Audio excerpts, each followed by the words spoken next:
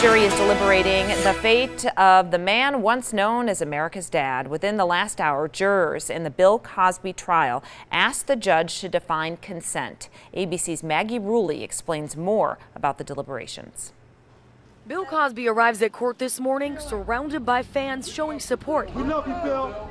We got your back, Bill. After more than 6 hours of blistering closing arguments yesterday, Cosby's freedom once again rests in the hands of the jury. The 80-year-old comedian's accused of drugging and sexually assaulting Andrea Constant, a former Temple University employee, at his Pennsylvania home in 2004.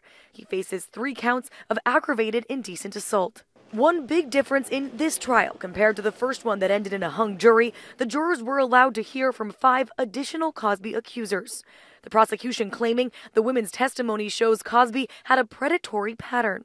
But in closing arguments, Cosby's defense team said all of the accusers fabricated their stories for money, fame, or attention, going on to blast the Me Too movement, describing it as mob mentality primarily based on emotion and anger, and calling Constant a pathological liar. They say the encounter was consensual and the allegations against him are based on flimsy, silly, ridiculous evidence. These accusations are ridiculous. This case is beyond weak, and this jury will recognize this and render the correct verdict. But the prosecution fires back in their closing arguments, accusing the defense of shaming and humiliating the victims, calling Cosby a con man.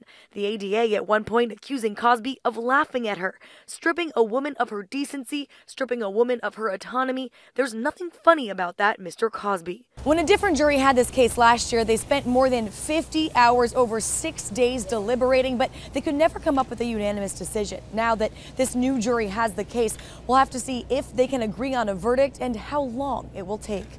Maggie Ruley, ABC News, Norristown, Pennsylvania.